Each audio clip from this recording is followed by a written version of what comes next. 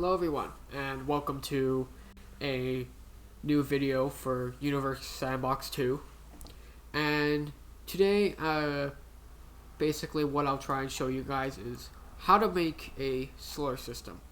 Now, this is just how I do it. I'm sure there's more proper ways and more efficient ways to make a solar system, but for now, I'd like to try and show you guys how you can make a solar system, or at least how I make it. So first you have to start off with a star. So I'm just going to use our star, the sun, because it is a very good example star to start a solar system with. And basically nothing to change. The mass, one sun, and the radius is 1.1 sun. So basically that's perfect. Then a good idea to help make your solar system is to add the habitable zone, which you just gotta click view and click habitable. And then the best way to start off your solar system is to add planets, basically. So a good way to start off your solar system, is to get a bunch of just rocky planets and just add them all in to the solar system. And there you go. So now what we can do is speed time up and watch some orbit. See if the orbits is perfect enough for you.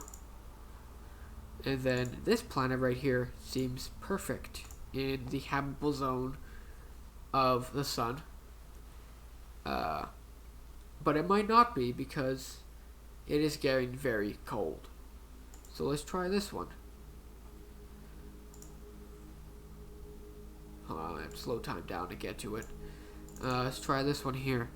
Now this one is, for some reason, very cold.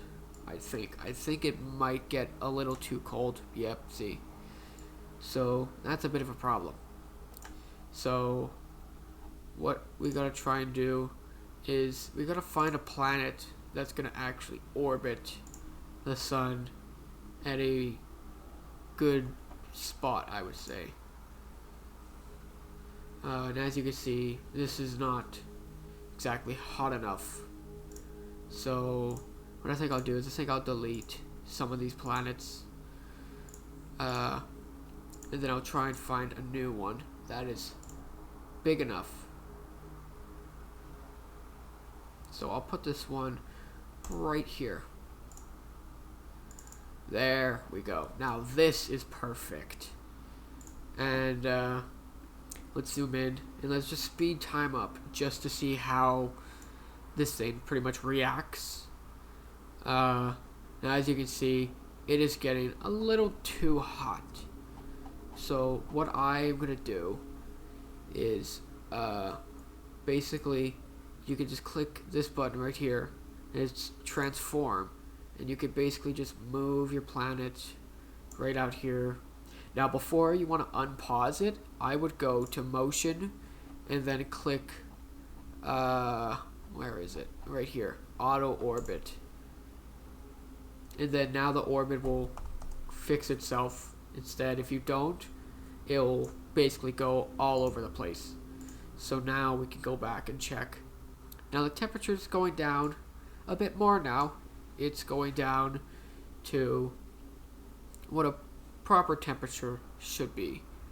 36.6. You know what? That's not actually that bad. I think we'll leave it at that right now.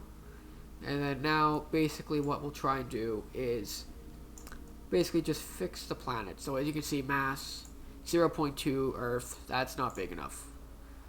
I can basically just do this, 1 Earth, and then there you go, boom. It is now the size of 1 Earth. Basically the speed, maybe a little too fast. Maybe slow that down a bit more. And then I think I'll go back, auto orbit it again, so that way it stays in its orbit. And then, oh, I think it just went back. Oh well. Anyway, average temperature went up a bit, but that's because there's no atmosphere. Or there is, but it's very, very thin. So what we want to do, go to motion. And first I'm going to fix the obliquity. Maybe put that up a bit more. Because you don't want your plant to be too much on a tilt. And then, I think that's okay right now. Surface now. We go to surface.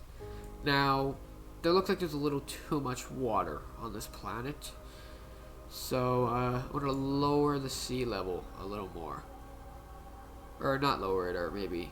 It's always good to mess with these things so that way you know what you want. But you don't want to have too much water, because then it'll be a water world and there won't be any water. Now, composition. Now, having a good amount of iron is good for your planet. And basically, now you can see Earth similarity 92.0. That's not too bad. Life likelihood, we could probably get that higher by adding a more thick of an atmosphere. So you can see atmospheric mass is only at 0.57.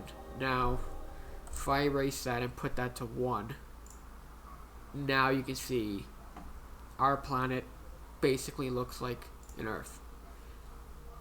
Now, if I go back to the life likelihood, we are now at a stable 91.5%, which is very, very good. Now, as you can see, if you go to appearance, you can basically change every little aspect for your planet. Interface, color, so that way when you go out, your planet is blue. And a really fun part is that you can add city lights, which basically you can mess around with too. If you just click the dice, it'll show you different types of city lights you want for your planet. And it doesn't matter which ones you want. Like, see, this area has a lot of lights, which is perfect enough for me. And then that basically is it for your planet. And if you want to rename it to, I don't know, Bob, as you can see now, Bob is orbiting the Earth, and because we now have a stable atmosphere, that does also lower the average temperature to a stable 21 degrees Celsius. So now a fun part, gas giants now. So all we need to do is zoom out a bit more, because we don't want to have a gas giant too close to the center of the sun. And then we can add our gas giants. And if you want to add more of a realistic add to your planet,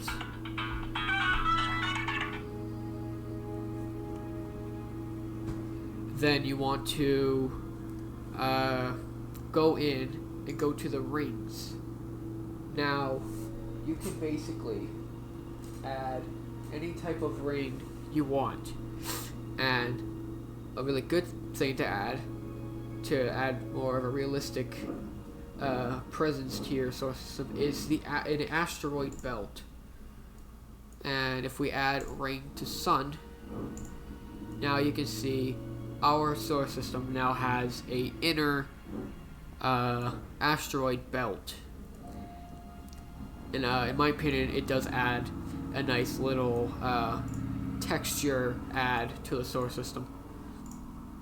Now let's go out here to one of our gas giants. Now you can see it is a little dimly lit, but if you want to work on it and add stuff, I would recommend putting on the flashlight, which basically lights up the planet so you can see what you are adding.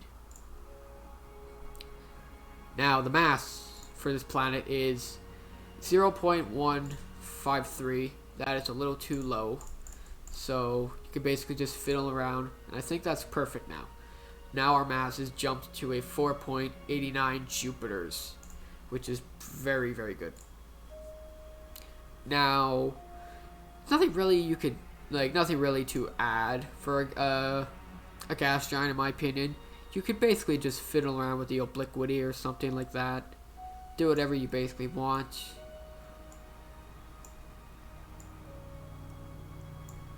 And then we can go to our composition. Now, of course, it's a gas giant, so depending on what gas giant you want, most of it will be hydrogen. Now, of course, it is very big, but of course, because it's far away, that would make it very cold. Now, if I speed time up, you could see that it gets cold. Very, very cold. And that's pretty normal for a gas giant because of how far away it is from the sun. And what else? Other things you could do to your gas giant is you could go to bands, which is in layers, and add basically any color you want for your gas giant. So say you want it to be a dark red on the tip of the top here, or the bottom. I would say this is the top, and then you could just basically fiddle around with whatever colors you want. You could do blue here, you could do green over here, you can see there, maybe even pink if you want. Any colors that you could possibly think of, you can add to your planets. Any planet, doesn't have to be just gas giants. And as you can see, that's just the start of a good solar system here. Yeah, thank you very much for watching, and hope you guys enjoyed this video, and talk to you all in the next one. Bye.